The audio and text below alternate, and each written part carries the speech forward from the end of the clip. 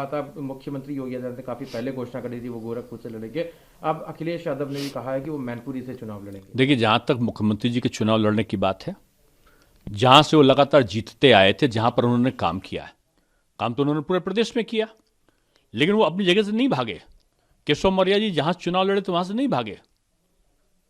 अब ये देखना है कि विपक्ष के नेता कौन कहां से चुनाव लड़ता है, उनका अधिकार है वो कहीं से चुनाव लड़े, लेकिन साथ में कर्तव्य भी ये है कि जहां से वो पिछले चुनाव लड़े थे, जनता के प्रति उनकी जवाबदेही थी, उनको पूरा किया नहीं किया, इसका आकलन करने के लिए वहां से लड़ना चाहिए उनको। जो भी नेता हैं, चाहे सपा के हों, चाहे कांग्रेस के हों, चाहे भाकपा बसपा किसी के हों, आज उनको करना चाहिए और उनको घोषणा भी करनी चाहिए कि एमआईएम से उनका संबंध नहीं है।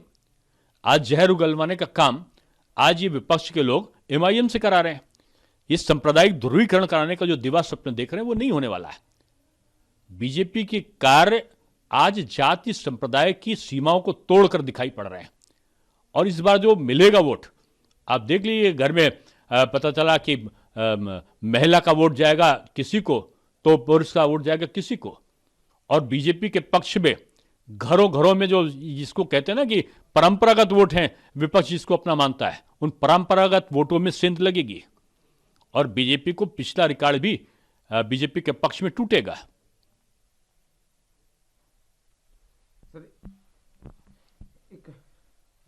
सर एक आखिरी सवाल है, प्रियंका गांधी और राहुल गांधी ने आज एक ज्वाइंट प्रेस कॉन्फ्रेंस करी, से जुड़े हुए अपनी योजनाओं के बारे में बताया कि अगर उनकी सरकार बनती है तो ये करेंगे। उस पर जब उससे सवाल पूछा गया कि कांग्रेस का मुख्यमंत्री का चेहरा कौन रहेगा, तो प्रियंका गांधी ने उस पर कहा कि हर जगह कौन दिख रहा, मैं दिख रही हूँ। तो उन्होंने इसका अंदेशा बता दिया है कि अगर कांग्रेस पार्टी का मुख्यमंत्री चेहरा प्रियंका गांधी स्वयं होंगी। देखिए, कांग्रेस में जो मैं है ना, वो आज़ादी के बाद से क्या कहना चाहिए कि जब से सत्ता में नेहरू परिवार या गांधी परिवार जिसको आप कह रहे हैं, असली वाले गांधी जी का नहीं, जो आदरणीय इंदिरा जी के बाद से, नेहरू जी के बाद से जो शुरू हुआ है गांधी का जो परिवार है, उसके अलावा केवल मैं जो है वो गांधी परिवार तक सीमित है। अध्यक्ष होना होगा तो गांधी परिवार से होगा, कोई बड़ा पद होना होगा तो गांधी परिवार से होगा, दूसरे परिवार से हो ही नहीं सकता। तो इसलिए इसमें आश्चर्य क्या है? आश्चर्य तो तब होता जब गांधी परिवार के अलावा किसी का नाम लिया जाता। कांग्रेस का ये अधिकार है कि वो किसको मुख्यमंत्री पद का दावेदार बनाते हैं, किसको नहीं बनाते, ये उनका अधिकार है, उसमें मुझे कुछ नहीं कहना। लेकिन इतना प्रश्न लोग जरूर पूछते हैं कि यही नेता ये 4.5 पौने 5 साल तक कहां रहते हैं, किन किन देशों विदेशों की ये दौरा करते, वो हमारा विषय नहीं है। लेकिन उत्तर प्रदेश में किन किन जगहों पर गए जब कोरोना का संक्रमण हुआ, किन किन जगहों पर इन्होंने सहायता पहुंचाई, उसकी भी क्लिप कहीं दिखानी चाहिए इनको भी। कहां कहां इन्होंने अस्पताल में भर्ती कराया हो लोगों को, कहां इन्होंने सहायता पहुंचाई हो लोगों को, कहां किसी प्रकार का और काम किया हो लोगों को, ये दिखाना चाहिए ना। ये पर्यटन, राजनीतिक पर्यटन यात्रा पर जो निकलते हैं, 2014 में निकले थे, 2017 में निकले थे, 2019 में निकले थे, चुनाव खत्म होने के बाद ये कहां जाते हैं उसका भी विवरण देना चाहिए कि चुनाव के समय आप 20 दिन का जो टूर करते हैं, उस टूर में आप दशा और दिशा का परिवर्तन नहीं कर सकते। वैसे चुनाव हो रहे हैं, ये अलग विषय है कि पहले स्थान पर भारतीय जनता पार्टी है, दूसरे स्थान के लिए सपा और बसपा आपस में लड़ रहे हैं। सपा आगे जाएगी कि बसपा आगे जाएगी, ये कोई भी निश्चित नहीं है।